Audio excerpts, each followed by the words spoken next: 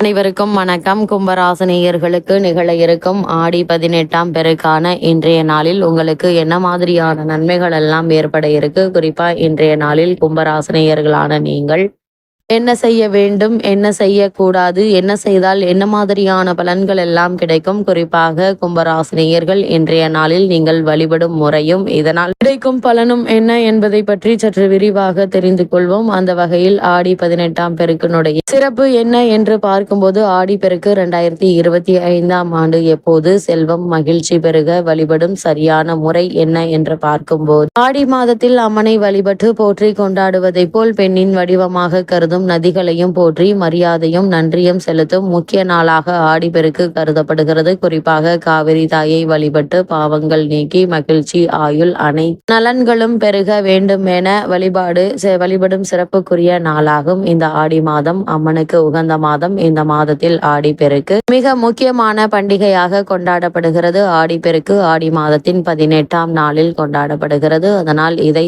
ஆடி 18ஆம் பெருக்கு என்றும் சொல்வது உண்டு. குறிப்பாக இது நிலத்திற்கும் பூமியை செழிக்க வைக்கும் நீர்நிலைகளுக்கும் நன்றி செலுத்தும் ஒரு புண்ணிய நாளாகும். ஆடிப்பெருக்கு ஏன் கொண்டாடுகிறோம்? கங்கை நதி தன்னுடைய பாவங்களை போக்க கிருஷ்ண பகவானிடம் சென்று வழி கேட்டது. கிருஷ்ணர் காவிரி ஆற்றில் கலக்கச் சொன்னார். காவிரி ஆறு கிருஷ்ணரிடமிருந்து பாவங்களை போக்கும் சக்தியை பெற்றது. இதனால் சந்தோஷமாக விஷ்ணு இருக்கும் இடங்களுக்கு சென்றது. ஸ்ரீரங்கப்பட்டினம், சிவசமுத்திரம், ஸ்ரீரங்கம் போன்ற இடங்களுக்கு போய் ரங்கநாதரை வணங்கியது. இந்த நிகழ்வுதான் ஆடிப்பெருக்கு பண்டிகையாக கொண்டாடப்படுகிறது. ஆடி மாதத்தில் தென்மேற்கு பருவமழை அதிகமாக பெய்யும். காவிரி ஆற்றில் நிறைய தண்ணீர் வரும். விவசாயம் செழிக்க வேண்டும் என்பதற்காக இந்த நாளில் விவசாயிகள் வழிபடுவதுண்டு. சிலப்பதிகாரத்தில் ஆடி 18இன் முக்கியத்துவத்தை பற்றி சொல்லி இருக்கிறார்கள். ஆடி மாதம் சூரியன் கடகராசியில் பயணிக்கும் நேரம். இது விவசாய வேலைகளுக்கு முக்கியமான நேரம். மழை நிறைய பெய்து ஏரி குளம் எல்லாம் நிரம்பி வழியும். விவசாயத்திற்கு தேவையான தண்ணீர் கிடைக்கும். அதனால் விவசாயிகள் அடுத்த விவசாயத்திற்கு நிலத்தை தயார் செய்வார்கள். இந்த நாளில் வழிபட்டு விவசாய பணிகளை துவங்கினால் விவசாயம் செழித்து வரும் என்பது நம்பிக்கை. ஸ்ரீரங்கம் கோவிலில் இருந்து ரங்கநாதர் அம்மா மண்டபம் படித்துறைக்கு எழுந்தருள்வார். அது மட்டுமில்லாமல் காவிரி ஆற்றுக்கு புடவை, கம்மல், கருப்பு மணி, தாலி கயிறு, வெற்றிலை பாக்கு, பழங்கள் எல்லாம் வைத்து சீர்கொடுக்கும் வைபவம் நடக்கும். இந்த பழக்கம் இன்றும் தொடர்ந்து வருகிறது. இதனால் காவிரி தாயை ரங்கநாதரின் தங்கை என்று கூறுவார்கள்.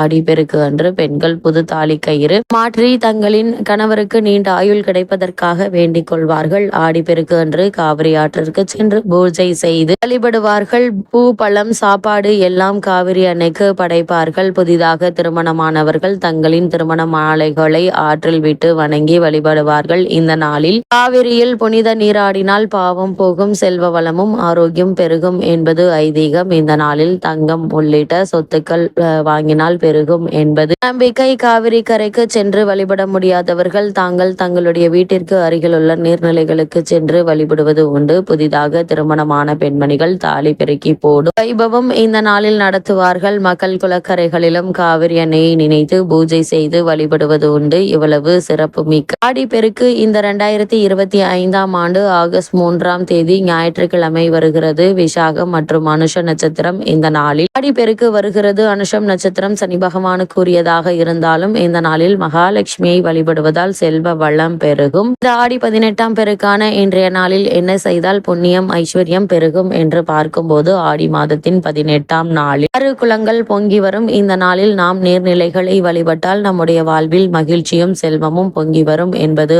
ஐதீகம். ஆடி பெருக்கு அன்று நாள் செய்யும் காரியங்கள் நமக்கு பல மடங்கு பலனை கொடுக்கும். இது தெய்வங்களின் ஆசையை மட்டுமின்றி முன்னோர்களின் ஆசையையும் பெறுவதற்குரிய நாளாக கருதப்படுகிறது. 2 மடங்கு பலன்களை தரும் ஆடி பெருக்கு நன்னாளில் எந்தெந்த காரியங்களை செய்தால் வீட்டில் ஐஸ்வர்யம் புண்ணியம் பெருகும் என்பதை தெரிந்து கொள்ளலாம். அந்த வகையில் ஆடி பெருக்கு என்பது பெருக்கத்திற்குரிய சிறப்பான ஒரு நாளாகும். ஆடி மாதத்தில் நாம் என்ன செய்தாலும் அது இறைவனை சென்றடையும். இந்த செயலுக்கான பலன்கள் நமக்கு 2 மடங்காக கிடைக்கும் என சொல்லப்படுகிறது. அப்படி ஆடி பெருக்கில் என்ன வேண்டி வழிபாடு செய்கிறார்களோ அதற்கான பலன் பல மடங்காக கிடைக்கும். இந்த நாளில் நீர்நிலைகள் பொங்கி வரும் என்பது ஐதீகம். நீருக்கு நன்றி செலுத்தும் நாளாக ஆடி பெருக்கு சொல்லப்பட்டாலும் நமக்கு பல மடங்கு ஐஸ்வர்யத்தையும் புண்ணியத்தையும் தரக்கூடிய நாளாகும். ஆடி பெருக்கில் சில குறிப்பிட்ட காரியங்களை செய்தால் ஐஸ்வர்யம் புண்ணியம் பெருகுவதுடன் வாழ்க்கையில் மிகப்பெரிய மாற்றத்தை ஏற்படுத்தி பல மடங்காக பெருக்கி கொடுக்கும். அது மட்டுமில்லாமல் இந்த ஆடி பெருக்கான இன்றைய நாளில் கும்பராசி நேயர்களான நீங்கள் என்ன செய்ய வேண்டும் என்று பார்க்கும்போது ஆடிப்பெருக்கில் ஆற்றங்கரை குளக்கரைக்கு சென்று தீபம் ஏற்றி வழிபடலாம். புனித நீராடி முன்னோர்களுக்கு செய்ய வேண்டிய புண்ணிய காரியங்களை செய்யலாம். அது மட்டுமில்லாமல் திருமணமான பெண்கள் தாலி கயிறு மாற்றிக்கொள்ளலாம்.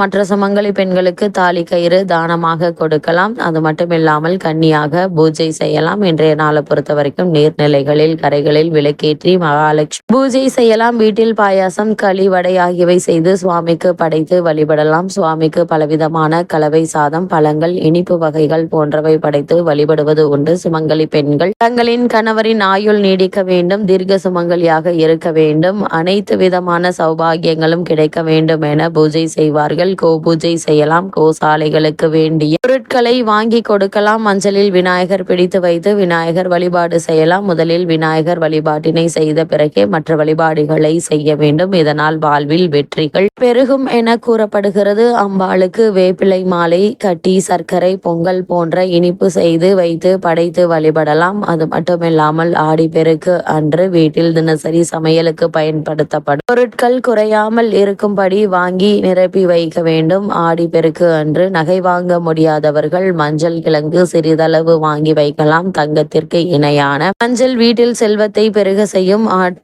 ஆடிப்பெருக்கு அன்று குபேரருக்கு குபேர நாணயங்கள் வைத்து அர்ச்சனை செய்து குபேர பூஜை செய்து வழிபடுவது சிறப்பானது. சூரியன் புதன் சேர்க்கை நடைபெறும் நாளே ஆடிப்பெருக்கு என்பதால் நவதானியங்கள் வாங்கி வீட்டில் வைத்து வழிபடலாம். நவதானியங்களை மண்ணில் விதைக்கவும் செய்யலாம். அதேபோல் மகாபாரத போர் நிறைவடைந்து தர்மம் நிலைநாட்டப்பட்ட நாள் இந்த ஆடி 18 என புராணங்கள் சொல்கின்றன. இதனால் இன்றைய தினம் பாகவதம் பகவத்கீதை வாசிப்பது மிகவும் சிறப்பானது. அது மட்டுமில்லாமல் கும்பராசினியர்களை பொறுத்த வரைக்கும் இந்த ஆடி 18ஆம் பெருக்கான இன்றைய நாளில் நீங்கள் என்ன செய்ய வேண்டும் என்று பார்க்கும்போது கடன் இருப்பவர்கள் இன்றைய நாளில் ஒரு சிறு தொகையை அடைப்பதற்கான முயற்சிகளை நீங்கள் மேற்கொள்ளும் போது அந்த கடனை முழுமையாக அடைத்து முடிப்பதற்கான வழிபிறக்கும். கூடுமான வரைக்கும் இன்றைய நாளில் கடன் வாங்குவதை தவிர்ப்பது மிக மிக நல்லது என்பதை கிரக நிலைகள் மீண்டும் மீண்டும் தெளிவுபடுத்துது. அது மட்டுமில்லாமல் இக்காலகட்டங்கள்ல எதிர்பாராத பல முன்னேற்றங்கள் உங்களுடைய வாழ்வில் ஏற்படக்கூடிய ஒரு தருணமாக தான் இக்காலகட்டம் அமைஞ்சிருக்குதுங்க.